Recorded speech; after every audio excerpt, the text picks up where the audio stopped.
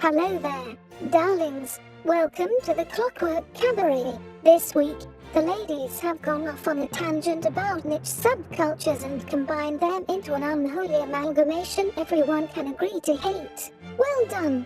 And now, on with the show.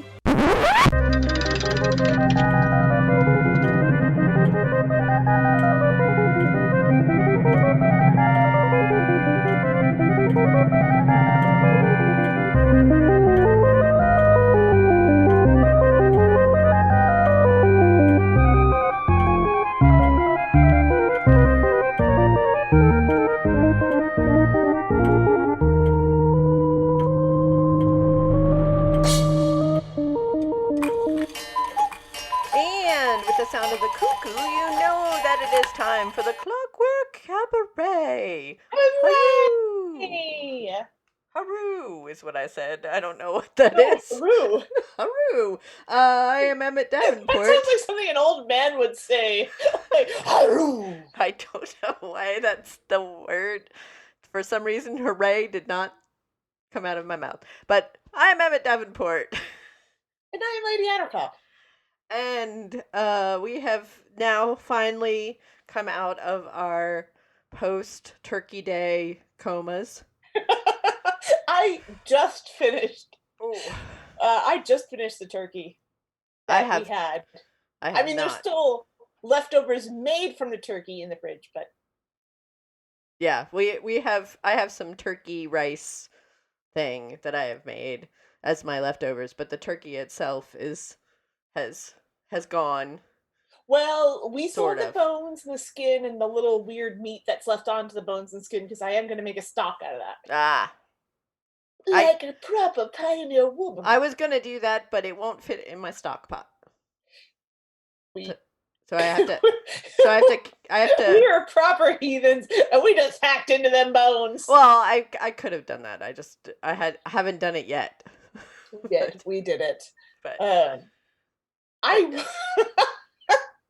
I once watched a woman butcher a large thigh bone on the back porch of a trailer in Florida with a machete. Of course you did.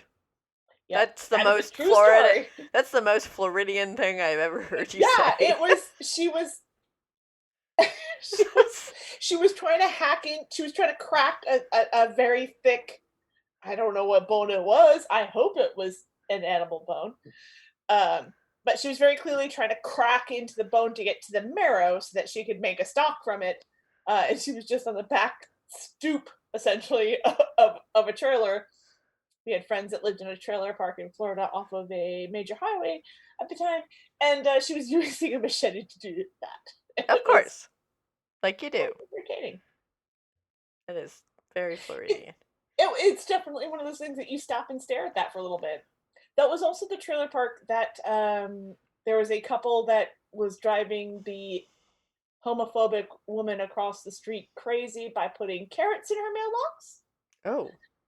And also the trailer park that I found a big wheel out for bulk trash pickup, decided I was going to ride it around the Oh, but it smelled weird. Yeah, I decided I was going to ride it around the roads of the trailer park in the middle of the night, and it did smell like BO, which is why I assumed it was out for bulk trash pickup. That's generally my assumption whenever I see something cool. I don't know how a child's toy can stank of BO, and I don't know how it molded to the plastic of that big wheel, but apparently, some kids. And I am not. This is not me throwing shade on South Florida trailer parks. Y'all are my people, but just saying that these are real experiences I had in the late '90s, early 2000s. Well, I mean, different regions have different things that only other people who have ever lived in those regions will understand. Yeah, and I feel like people are assuming this trailer park is very white trash. It is not. It's a special blend of South Florida. Yeah. Oh yeah. Trailer park, which means a little bit white trash, a little bit of everything. It's just a little bit of everything. It's a dusting of everything. Oh yeah. No, there's a cultural melange. Culture melange. It's Yeah. basically a cultural melange. I like that. It's a fancy way of saying, you know, it's a little bit of That was where everything. the Chihuahua Whisperer lived. Oh. Oh. The Chihuahua Whisperer was a man who owned 5 Chihuahuas. And there was a like a kind of a green area where you could walk, like for dog walking, Mm-hmm. let your dogs do their business. And very early in the morning, because I would drive, a friend of ours lives in this trailer park, and I would drive by to pick her up. And oftentimes we would see the Chihuahua Whisperer very early in the morning walking his, oh no, he's 4 Chihuahuas, walking his 4 Chihuahuas leashless Oh. out to the dog restroom area, and they would all be doing their business. And as Chihuahuas are wont to do, when they would see me pull up to pick up my friend and her come out of her house to get in my car, they would start barking, because that's what Chihuahuas do. And he would just like, ah, ah, ah, ah, and he would point, and then all 4 Chihuahuas would shut up and like all sit right in a row and Oh. wait for him to give Nice. the command.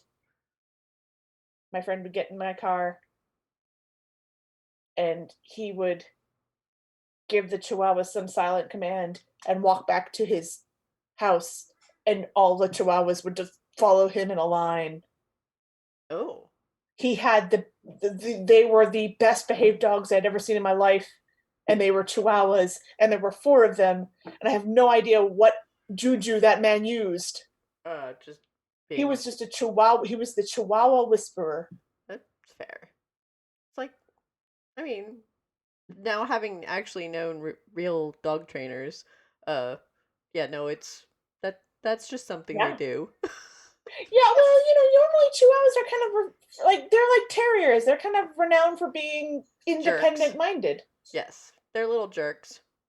Or jerks, if you like. I have a terrible story about a Chihuahua that I Is have. it I mean, it's funny. is it sad? No, it's not Okay. sad. It's just funny. I, I.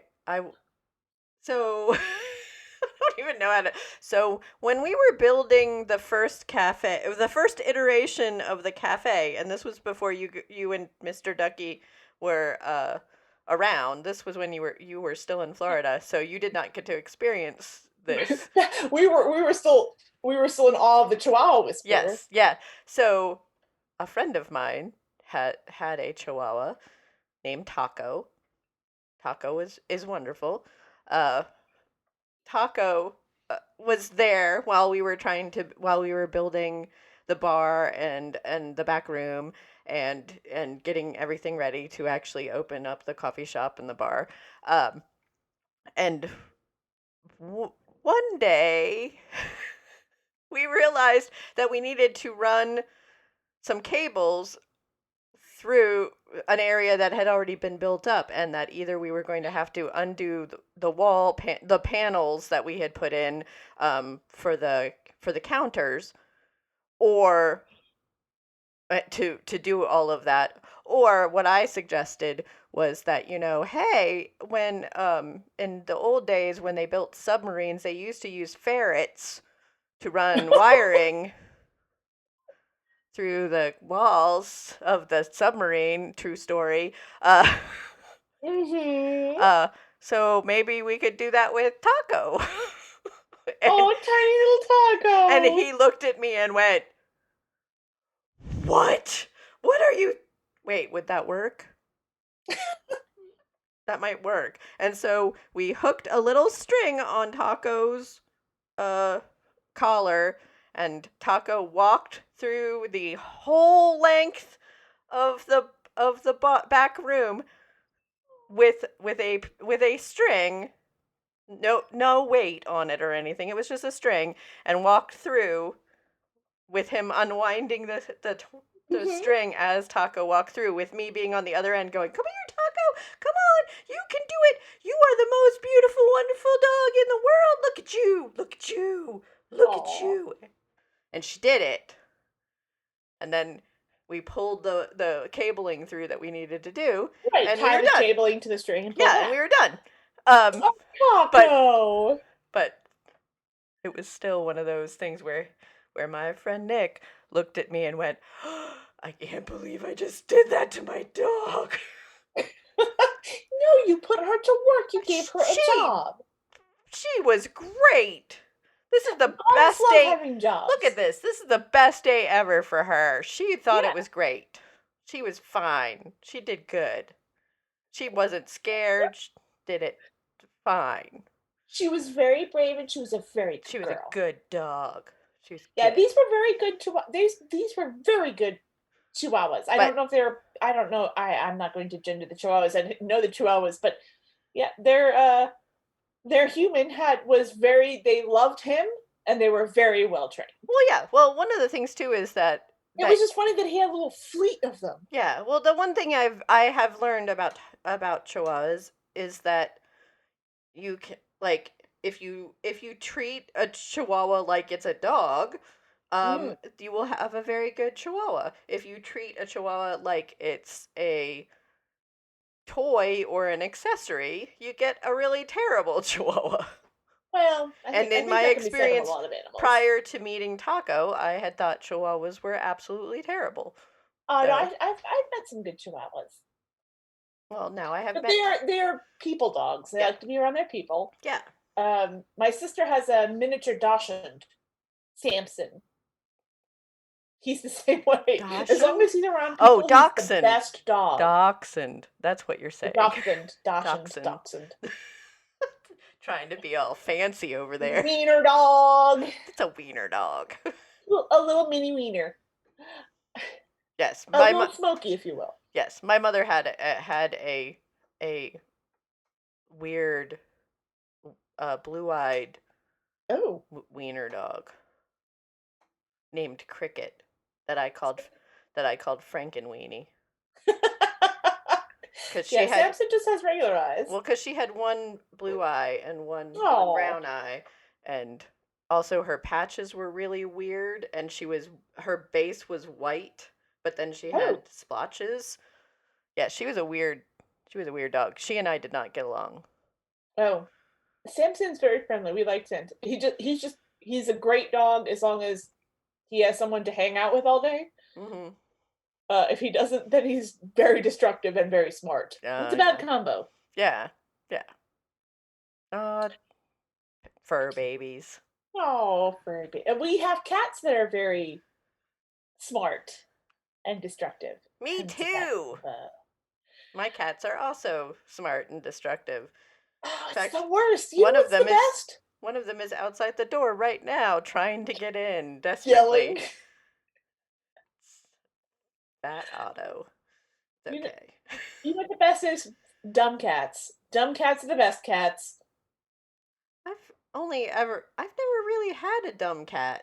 Oh, I mean, I I've had two real dummies. I mean, I had a and they were cat the that best. had a lack of personality before that was just kind of a bump on the log, but she wasn't dumb. She was just not she was just there. Yeah, no, I had Sprocket and Dorian, and they were dumber than dirt. Oh. And they were the best because they were too stupid to figure anything out. They never caused any trouble. They never opened cabinets. They never got into anything because they were just like, I don't know how that works. Well, maybe this is your I'm just gonna go lay in a sunbeam now. Oh. This is their revenge. They sent the Gerblins to you so that you would learn to appreciate them in hindsight. Yeah, yeah. It was like cats that know how to open doors but just can't quite turn the knob yet. Yeah, and I say yet. They'll get there. I know. They're only 2 years old. They'll get there. They have so much time to figure it out. Just keep their. What happens when they start realizing they can tag team us? All you have to do is make sure their nails stay trimmed, because that's the. Because if you let them get too long, they can open those doors. Yeah, they're trying. We keep everything locked because, yeah, they can't be trusted. I had a cat. Trying. Yeah, I had a cat that used to open the cabinets in my kitchen. Oh, yeah, they can open the cabinets, no problem. Yeah. Even the one with the friggin' child lock on it. Yeah. No, they're fine with opening cabinets. They just can't turn knobs yet. Yeah, no. That's later. Yet. And on that note, And I am not the Chihuahua. I am not the Gerblin Whisperer. I cannot make them behave. it's all right. We all have fur babies are weird. I love Sorry, them. I'm breaking. I'm destroying cats. I'm not destroying humans. It's fine. Yes. Yeah, no, it's totally it's an acceptable thing. Child services won't be called. Child service is not going to be called because my cats are yowling at 5:30 because oh my god, we've never eaten ever. We're starving and we're hungry. It's 5:30 in the morning. It doesn't matter that I weigh 8 pounds overweight. I'm wasting away. I'm dying. Yes, it's true. All right. I'm going to press a button because I have to deal with a cat right now. You witch. Stop by our dimly lit and unexplainably damp bookstore to peruse and purchase our seething collection of hideous books on any number of uncomfortable topics to include The Organ Slapper's Field Guide, Neighbor Spotting, A Picture Book of Unfortunate Clowns, Hobo Tagging, The Lady's Way to Choke Things, and How to Make a Dog Vomit, Part the First. Shank Street, Unpleasant Used and Rare Books. You know you at least want to look. I don't even remember what I was going to talk about. We were talking about niche 90s magazines Oh, yes. that no longer exist. Yes. So I was telling Lady Attercop during the break about 90s magazine, Model Magazine, Yeah, I do not remember this publication. which I don't think it lasted very long. It was like a magazine that was, for models, by models or something, and they had like, a bunch of supermodel interviews and things and had more artsy layouts, Like a cheap Vogue? huh? Like a cheap Vogue. Kind of, but well, there was neater stuff in it. I found. I don't know. I liked the pictures a lot better. I used to cut out the pictures from that magazine as part of my giant collage wall that I had as a teenager in my bedroom. Oh, So, I don't even know what the modern equivalent would be of the collage wall because I don't I know. didn't have a collage wall because I was not allowed to put tape on my walls as a Oh. child. I probably wasn't either, and I think it was one of those things my parents didn't realize I was doing it until it was too big. Yeah, I was not allowed to tape things to my walls as a child because that would ruin the paint. Oh, well, my paint was this awful yellow, hospital yellow. Oh. Yeah, so it was actually, there were a lot of us and not a lot of rooms. But at one point, I did have my own room because I was becoming a woman. That's disgusting. That sounds horrible. Don't ever say No. that again. But at one point, like I had 3 younger brothers, and I was the only girl. And my parents decided I deserved my own room, and I was allowed to choose my wallpaper, the paint color, and they painted my room as sky blue, and my mom spray painted like fluffy clouds. Oh, I had that room when I was 4. It was nice, but I was definitely not allowed to put tape on the wall. Oh yeah. So I had that same color scheme when I was 4 years old. Yeah, I was like a preteen. Yeah. Just about 4. But it was very nice. It was very nice. I appreciate my parents gave me my own room away from my gross brothers. But I was not allowed to if I wanted to make a collage, I had to like get cardboard and tape the cardboard.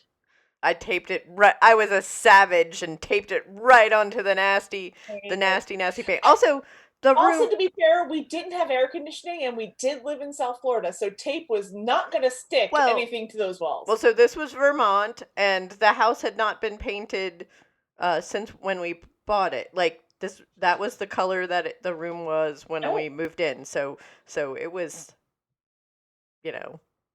probably very old. Probably lead paint. Yeah, but my original point was I don't know if like people still do the Collage photo walls? collages Oh. of niche magazines, because probably not, because niche magazines no longer exist. What It's do they true. do? But back in the day, We used to there was do that a all the time. magazine for whatever random like Hobby, weird interest. hobby. Sometimes movies would have their own Yeah, magazine. well, definitely movies had their own magazines they put out when the movie was like, Yeah. being released. So if you were like, Because that's how I got Willow. That's how I got all the pictures of Mad Mardigan. yeah, I was gonna say. So for example, if you were obsessed with Willow or The Lost Boys, you could Yes. go to Barnes and Noble, Or most just the likely, grocery store or sometimes. grocery store, or an Eckerd's if you were living in the South. And you could buy these special edition magazines put out by the studio with like super fancy glossy pictures of the movie you liked, because the internet was not a thing. So you had to seek out the images that you wanted, um, for It's your true. creepy serial killer wall.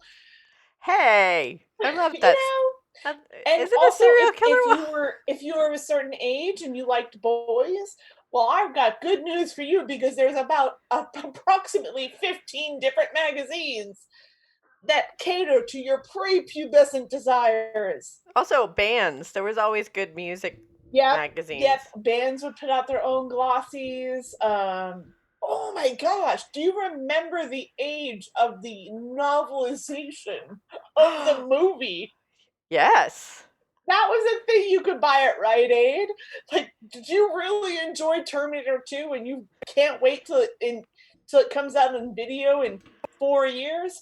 I've got good news for you. You can buy the novelization of I the movie. I had the Star Wars novelization. I also I can do you one better. I I also have had the novelization for Hook.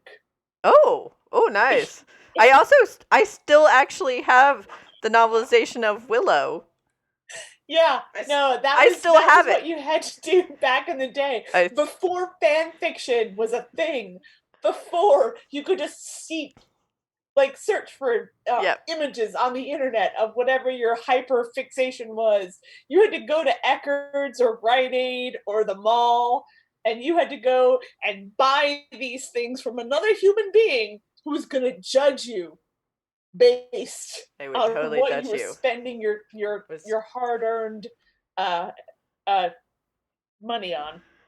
It's true. There was It was, some like alternative magazine oh that yeah, was a short-lived magazine that came out in the 90s too that I really that I used to get, and I got a lot of good music recommendations from, but it was a very short-lived magazine. It was like I think it only put out like 6 issues, and I really wish I could remember the name of it. I was just gonna ask. Do you remember the name? No.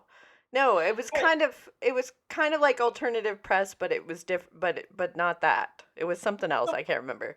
I was very lucky in that we had a great comic book store. Um, hey Tates, what's up? You still exist. You're still a great comic book store. Um, and it was right around when I first got my license. So hey, what's up? Can drive. And they carried a lot of zines. Oh, zines. Yes, the zines in the 90s were so good. And I mean, they're still good. If you want to make a zine, make a zine. There's so many instructions online. It's great. So they would actually carry like indie zines and indie magazines and like more niche than you could get at Eckerd's. They had an 18 and over chain link Oh. like not chain link like wall, like you had to walk through kind of chain link chains to get into the 18 and above area. Oh. This is back in the day. You couldn't get pornography any place you wanted. You had to be of age and physically go to a place. I think they still have to do that technically. Yeah, but back, you know, back in the day, Yes. Tate's had a lot of indie, like they would do zine swaps, so they had a Yeah. lot of like They had a lot of weird zines. They had a lot of 18 and above stuff. That's where I first encountered Propaganda magazine. Oh, All the yes. old goths. Oh, Like, yeah. "Oh!" I had some of that. Yeah, and I honestly think, like, looking back on it, I honestly think the only reason Propaganda was 18 and above was there was semi-nudity and a lot of gender bending. Yes. Yeah.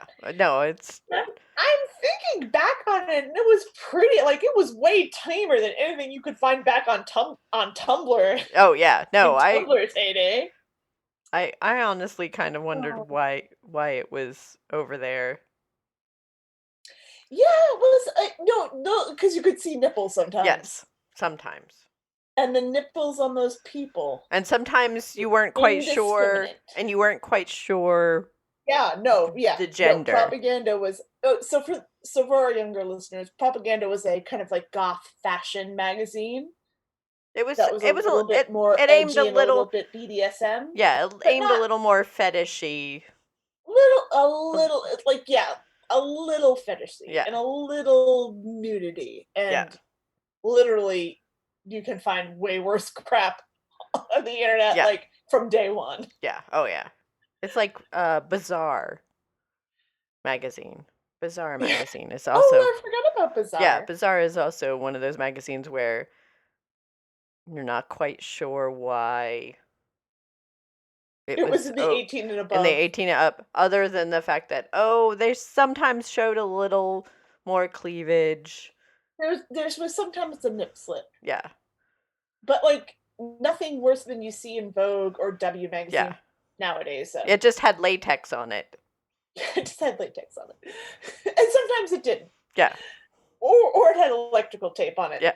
Yeah. You know. There are so many people in the audience that are like, oh yeah, and so many more people that are confused. It was a thing. In the 90s, we didn't have the internet, so what we had were these super specific magazines. And literally, if you had a hobby, if you had an interest, if you had a niche or a niche, I'm not sure how that's pronounced, Niche. that had money to spend, You'd go you out had to a the store magazine. and pick up Cat Fancy.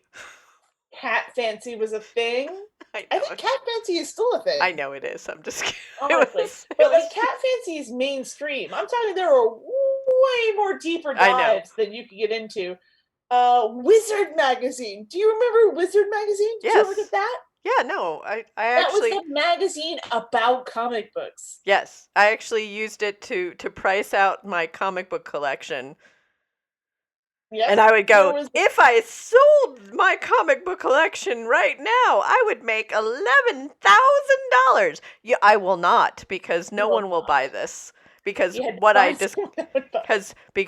discovered when selling my comic collection is the fact that you have to actively sell one comic book at a time in order to get those top prices that they listed in Wizard Comics. And you had to find the people that were willing to pay them. So you had to go on, and there was the internet. You can put them on eBay.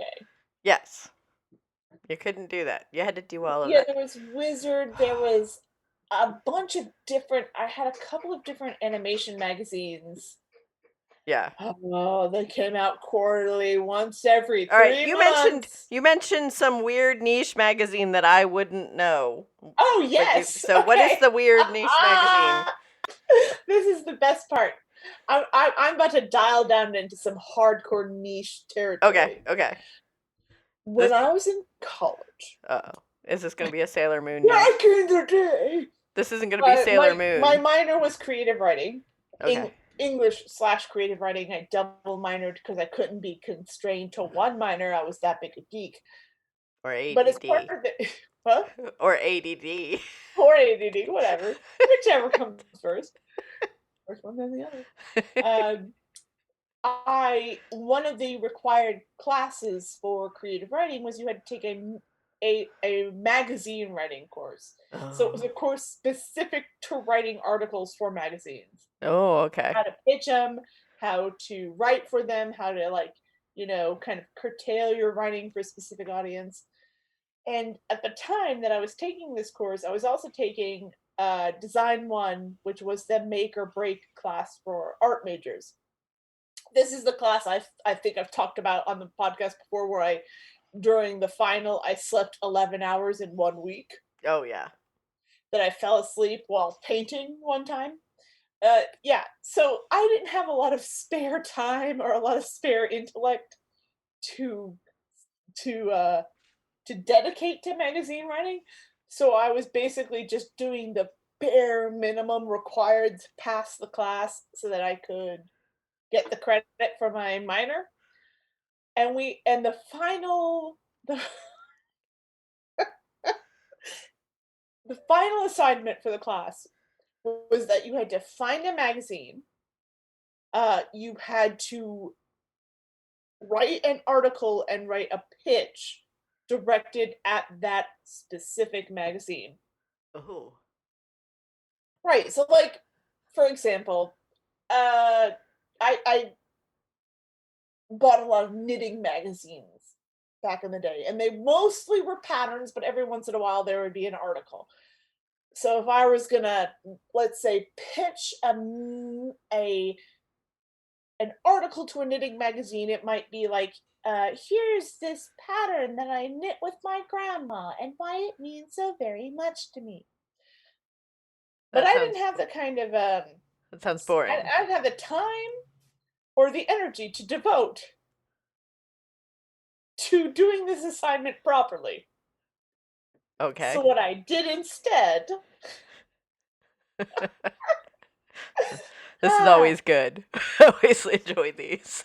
Yeah, oh, yeah. So my best friend, some would say girlfriend, they would be correct. My girlfriend at the time was in Design 1 with me. She also was the mascot for the school. Oh, okay. But like the school, the Gritty to our teams. Okay. But not as cool as Gritty. Much sadder. Okay. It was a lion. Oh. It was the St. Augustine Lions. Oh. She was the mascot at the time for, Okay. I don't know, sports teams. I don't know which sports teams had a mascot because I didn't go to sports. But she had also been the mascot for the sports teams in high school. So she came from a long line of mascot, well, not a long line, but she had mascot experience. Okay. So weird.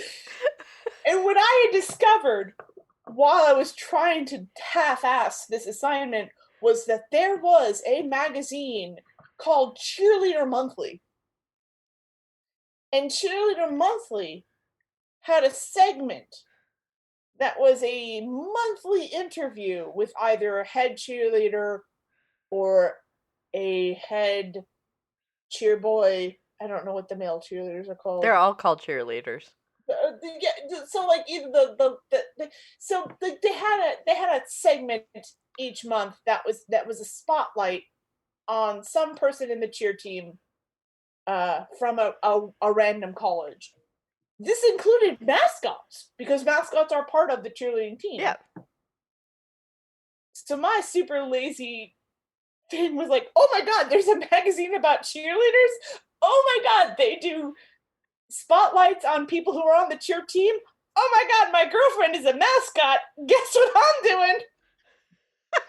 Tell me about being in a sweaty suit. So I half-assed this assignment and I wrote a whole article about the trials and tribulations of being a college mascot to a team that didn't even have a football team. Like, I still don't know what she was our school mascot. I still don't know what sport she cheered for. Probably. It's not a good article, but there was a cheerleader magazine was my original point. This is a magazine you did not know existed. It came out every month. I actually I did know that it existed.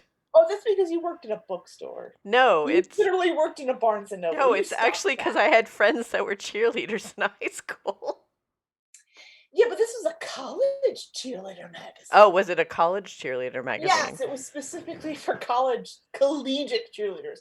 And this is also, just to be clear, this is not me shitting on cheerleaders, because my sister was one of those. She was she was not the flyer, she was the person that flipped the flyers. Okay. Y'all are athletes. That is some crazy crap. I'm just pointing out that in the 90s, there was a magazine specifically for you, and that it included a segment that you could write about your school's mascot, even if your school did not have a football team. It might still exist. It does not. Oh, it doesn't? Did you check? I actually... Part of the assignment was we had to submit that article to the magazine that we had written it for. I did submit that article to Cheerleader Magazine. They did not get... I don't know if that was the real name of it. They did not get back to me. Oh. They did not care about the St. Augustine Saints and our lion mascot. That doesn't mean it doesn't exist still, that magazine. It might still be around. It became a BBS board back in the later 90s era. Of course it did. And now it's a Facebook group. Probably, yeah. I'm 100% sure. And that was for you, those people that are old enough to know what a BBS board is. Oh. Hey! It's like talking about IRC. Oh, gosh. For AOL Instant Messenger. Oh. Who still has friends they got from AOL Instant Messenger? I once spent an afternoon talking to someone who claimed to be Bruce Campbell for an afternoon that I was... Bruce Campbell used to do that. He used to get on AOL Instant Messenger and talk to people. So I talked to Bruce Campbell, because it was his AOL account. I talked to Bruce Campbell for like an afternoon while I was working at SCAD as a librarian, because I was bored. Yes, I'm totally telling where I worked as a librarian. I was totally... Oh, no! It's all right. It was 20... Fire you again? Well, yeah, I mean, it was 20 years ago. What are you going to do? 20 years ago, I worked at SCAD and was a librarian, and yes, and would waste my time bored out of my mind sitting at my desk while I was doing 5 people's jobs. I would talk to someone who said he was Bruce Campbell. I like to assume it was, but you never know. Well, I actually read Bruce Campbell's autobiography, and he does talk about connecting with fans over AOL Instant Messenger in his autobiography. So. Well, there you go. Well, then, maybe it was him for real. It was a lovely conversation, whether it was him or not. It was great. We talked about all sorts of things. It was a nice, pleasant, I think it was like 2 hours. Nice. It was a nice 2-hour conversation over AOL. It's not like he's ever going to remember. I don't even remember what my AOL name was. I don't remember mine. Oh, wait, nope. I just do. I just remembered. Okay, never mind. You're not going to say it on air? No, I can totally say it. Mine was Good Sir Terrier, because I was really into Labyrinth at the time. And that was a nod to Sir Didymus. This is so nerdy. So, for a long period of time, my username for most things was Angharon. Yeah, no, just wait. I took it from a C.J. Sherry book, The Exile's Gate, because the main character who was Morrigan Angharon, and Morgane Angeron, and that was nerd. So nerdy. I love that book series. Hey, Lady Attercop was and the name I used on a lot of BBS boards, and that's where I got it, so and here we are many years later. Yes, but that was the name I used for a lot of my online personas. That's right. Attercop is not my real last name. I'm sorry to break it to y'all. I'm shocked. I'm shocked. I know. They're shocked. They're shocked. That sounds like a real person. It sounds so real. It sounds so real, and like something that was in The Hobbit. It is an actual word.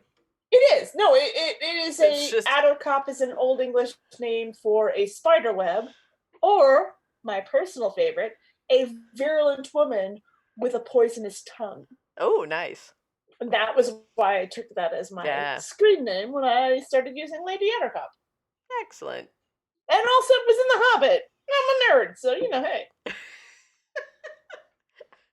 And on that note, I think I feel like we've nerded out enough today. Yeah, we've talked about zines and 90s niche magazines and how we got our usernames on AOL Messenger and BBS Words. So up to date and current. So current. We're just bringing you the hot current takes that are very relevant to all the youngsters that want to vibe. Oh, actually, to also talk about update and current things. This is not update and current things.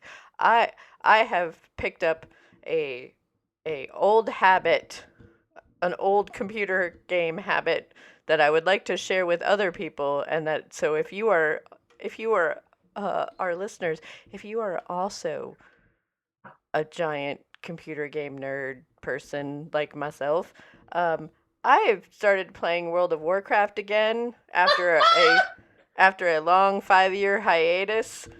It's just so pretty. It's so pretty, and I like the auto attack. That's really what it boils down to. It's a pretty game, and I like the fact that I can just hit things and walk and stop paying attention for a period of time. Check your Twitter account while you're doing that. And then I remember, hit number 2. Okay, I do that. All right, awesome.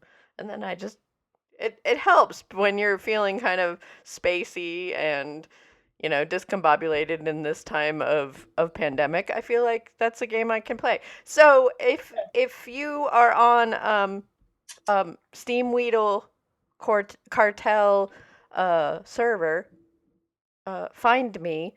I am a gnome monk named Davenport. That's good on so many levels. Because I thought it was funny. I do also have a horde. I have a horde character, but I can't remember her name off the top of my head. But you cannot find me on any video game servers unless you have a Switch and you want to play Animal Crossing. In which case, you're going to have to follow me on Twitter to figure that out, because I don't know how to hand that information. Oh, yeah, it's a number. It's a long number thing. It's confusing. And and you're never actually probably going to interact with me because I play such at random times. But I will give you the dream address to my island. You can come visit it. It's stuck in Halloween times because, of course it is. Of course it is. It's true.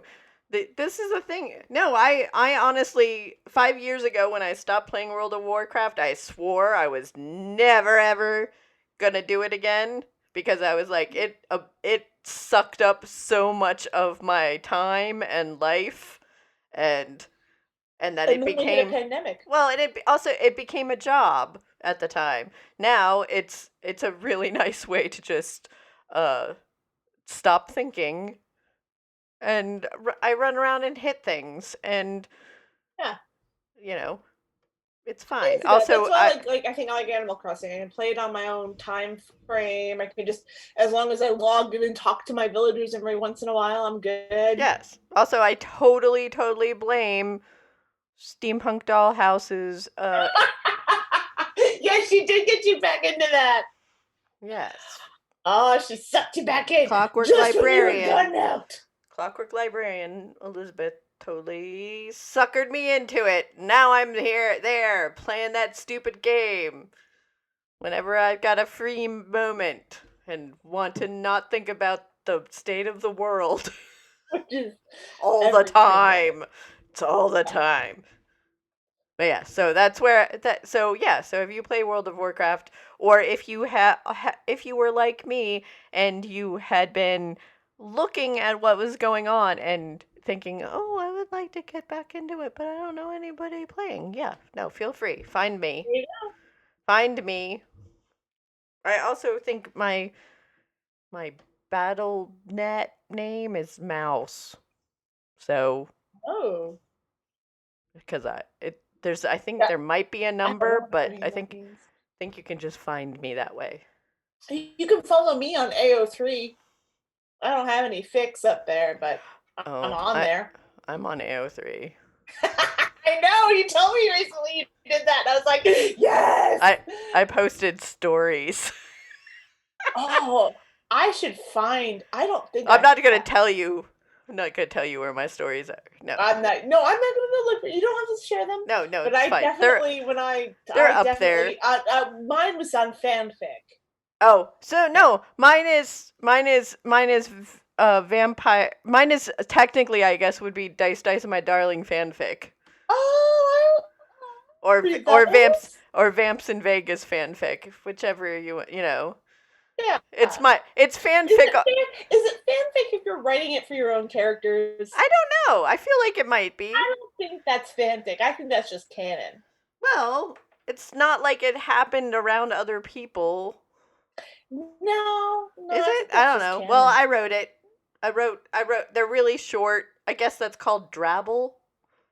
Oh, yeah. Right. Oh, look at you using fans. I'm so proud of you, Emmett. Look at her using fanfic. I don't know. I just wrote things. things. I wrote them. You can find me. My username on AO3 is Anagramma Device. Oh my gosh, she made it real hard for you. You're gonna have to spell that. Yeah.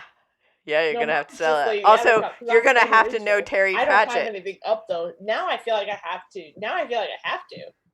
Well, you're gonna have to know some Terry Pratchett in order to understand how to spell that name, my username. you are. So there you go. That's the test. I I'm not gonna do any Discworld fan fiction, so don't worry. Somewhere out there is probably some old fan fiction that I wrote 20 years ago in the fanfiction.net/live journal days. Well, I have And I stories. don't know where it exists. I have stories that you and I wrote about your own yeah, web again, comic. that doesn't count as fan fiction. That's just canon. And I'm not putting that up online. But I wrote it. Well, you can put your own stuff. Oh, So, well, yeah, no, that is actually. that is no, fan if you write fiction. about my characters, then yes, fan fiction. That's true. I'm gonna post that stuff. Go ahead, we post it, and everyone will go, What comic is this? This is for a defunct comic that stopped over 10 years ago. Yeah, so that's. Oh no, I might get back into the fan fiction game. Who knows? I like fan fiction. Yeah, no, I don't. It's enjoyable. It's fun. I mean, feel sometimes it's weird. I feel weird. We've all read one thing that made us go, "Ooh." No, I feel weird about writing about characters that I don't actively own, or like, like I feel weird about using other people. That's one of the reasons why I have a hard time writing fan fiction, which is why I write fan fiction for characters that I already like. No, this is totally mine. You've influenced the development of. Yes, yeah, no, because I feel like. Because I feel like it's kind of slightly disrespectful to the person who created it. I totally understand how fanfic, because we have all watched a season finale for a TV show. Oh yeah, no, I mean, don't get me wrong. I have. What the hell was that? I could write a better. What? No. Yeah. Oh no. What about? What? I have thought about it constantly. Don't get me wrong. And that is how fanfiction is born, and also because historically, a lot of fanfiction is written by people who don't see themselves represented in popular media, or in the fiction and reality, or not realities, but in the fictions that they love, in the fandoms that they love. Oh no, I totally get that. Like it's a way to express that desire to see yourself Right. And I think maybe as in a a media that you love, and I totally get that. well, and I think that maybe as me personally, it's one of those things where there's probably, I mean, now that I'm getting older, yeah, there's not enough literature or movies about middle-aged women being cool, kicking ass, doing magic, doing All right. cool things, so yes, so that would be the fan fiction that I would want to write. But So I totally have a good recommendation to end this episode on. okay. It does not relate to fan fiction. Okay. Does not relate to anything we've talked about at all. Okay. But it does relate to like the desire to see yourself in popular media, especially when you're marginalized or you're not the person that typically is featured as a protagonist. Mm-hmm. I just finished. It is a romance novelette.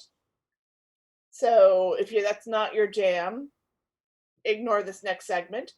But it was a totally fluffy and wonderful novelette by Courtney Millan or Milan. I'm not sure how you pronounce her name. Called Mrs. Martin's Incomparable Adventure, and it's about two elderly ladies. One is 73, one is 69, who fall in love over the course of making a terrible man's life a living hell. Oh. And it was delightful. I can get behind that. Perfect balm on my soul for this crappy week. Oh, yes. Yeah. And it is nice. Like I said, it is nice if you are not the person that sees yourself portrayed in popular media. Sometimes see yourself portrayed in popular media. Yeah. Oh, no, it's lovely. And that's why fan fiction exists. And that's why weird 90s niche magazines once existed. Yeah. So because if you're dating the school's mascot, the least you could do is write up an interview for Cheerleader magazine. I still don't know if that's what that thing was called. It was probably like Bring It On, or no, it was probably something like Cheer times 3 because it was the 90s. Probably. There may have been an X in there. I'm not sure. and I think that's a good place to end this week's episode. So it is definitely a place to end this week. And this has been the Clockwork Cabaret. She is Lady Attercop. And she is Emmett Davenport. And remember, it's not work we do. It's love. We've just discovered a very rare bit of audio from former Prime Minister Winston Churchill. Let's have a listen. I, Winston Churchill, wholeheartedly believe that the Clockwork Cabaret is the finest example of steampunk radio programming. Never before have I heard anything quite so marvelous, and I doubt I shall ever hear anything like it again. Calpurnia, continue on your journey, broadcasting your marvelous music, and sail on to glory.